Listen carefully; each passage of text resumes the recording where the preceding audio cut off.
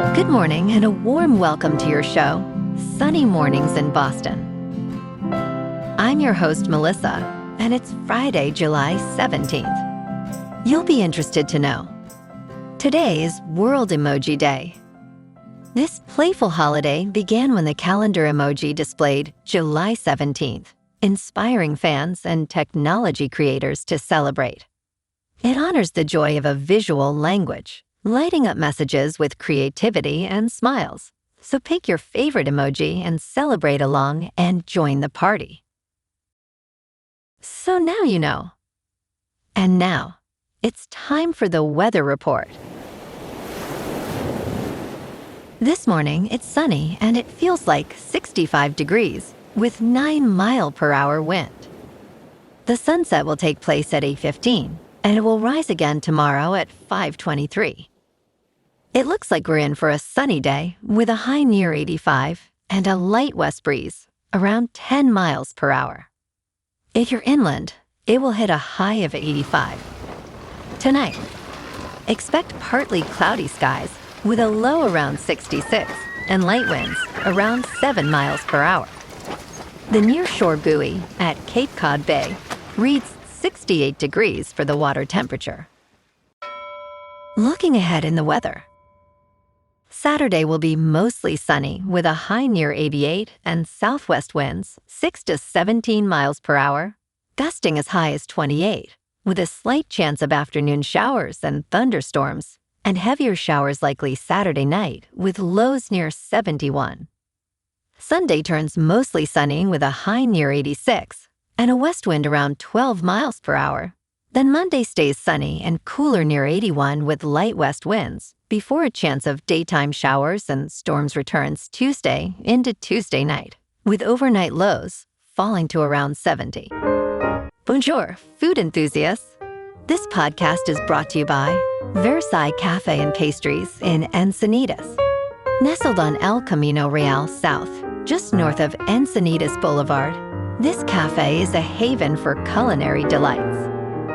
Indulge in their amazing Eggs Benedict or their gluten-free crepes. You can grab a panini for lunch or just breeze on through to get your morning coffee. They are open every day from 8 to 5. So stop on by and don't forget to tell them Sunny Morning sent you. In local news, the 20-story Cambridge Tower, which has been struggling with empty office space, has recently sold for $1.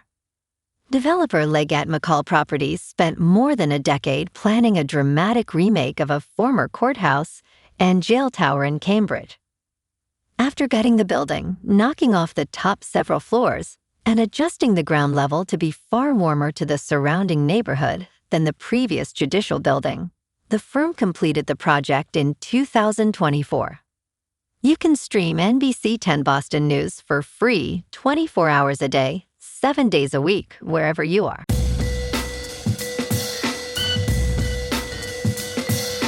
Now on to sports.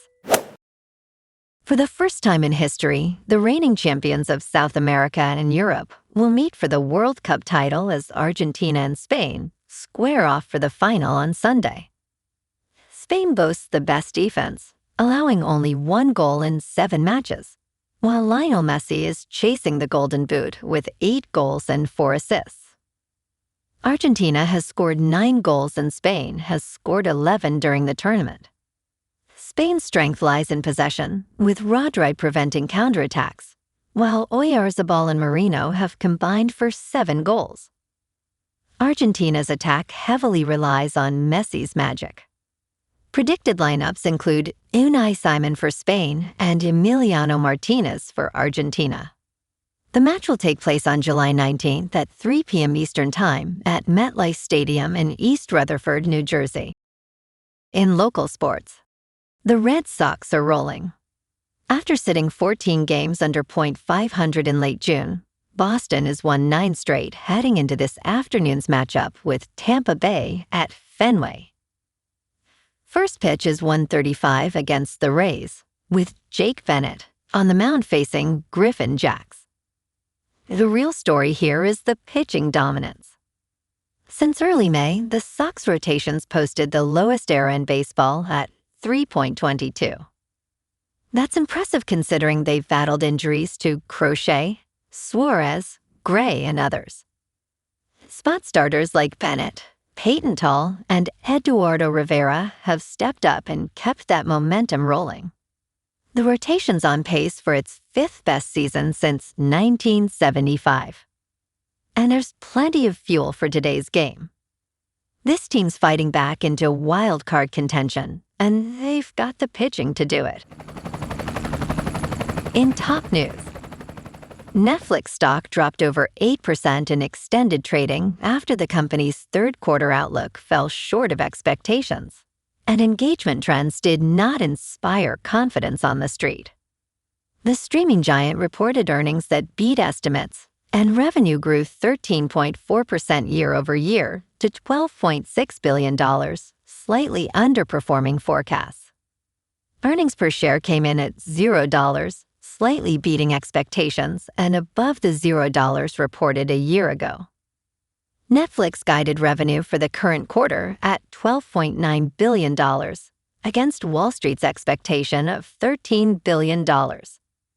Co-CEO Greg Peters stated, "Not all hours are created equal," highlighting the impact of live events on revenue. In business news, short sellers are rapidly increasing their bets against SpaceX, driving bearish positioning to nearly one-third of the company's public float as the struggling stock hovers below its initial public offering price. About 185 million SpaceX shares are now sold short, representing roughly 29% of the company's publicly tradable float and about $25 billion in bearish wagers, according to S3 Partners. The position has ballooned from an estimated 40 million shares, or roughly 5% to 7% of the float, just 3 weeks ago. The stock has fallen about 20% in July and briefly slipped below its $135 initial public offering price. The largest block remains Elon Musk's stake, representing about 42% of shares outstanding, which is locked up until June 2027. In crypto movement, Bitcoin is down 1% for the week to about $63,000. Ethereum is up 2% to about $1,800. And XRP is unchanged at $1.09. Moving on to a more local vibe. In our community spotlight on health and wellness, we are working with a national Pilates studio to bring you some free classes, so listen up. Check out Club Pilates, with several locations in the Boston area. Pilates presents a comprehensive wellness approach, cultivating strength, reducing tension, and elevating mental well-being. Scientific research affirms its benefits. So now you can check out Club Pilates for a free class. With locations in Canton, Wellesley, Hingham, Brookline, and Framingham, just be sure to tell them Sunny Morning sent you by. And now, back to the show. Let's talk tech. San Francisco Mayor Daniel Lurie is advocating for tougher rules following a significant traffic jam caused by Waymo's robotaxis. The mayor has urged state regulators to enhance regulations for autonomous vehicles after these robotaxis became immobilized in heavy July 4th traffic, exacerbating gridlock. In a letter to the State Department of Transportation, Lurie highlighted previous incidents that showcased the inadequacies of California's current regulatory framework. He proposed that manufacturers demonstrate 4 core operational capabilities to prevent future disruptions, including real-time adjustments to routes and sharing operational data with local agencies. Waymo operates approximately 1,000 robotaxis in the Bay Area and completes over 500,000 paid rides weekly. And in entertainment news, one of the biggest blockbusters of 1996, Independence Day, told the story of an alien invasion of planet Earth, resulting in the mass destruction of several cities, which won the film the Best Visual Effects Oscar. While many have tried to replicate its formula, including director Roland Emmerich, none have succeeded like the original. A key reason is that Independence Day focused on the characters, making viewers invested in their stories.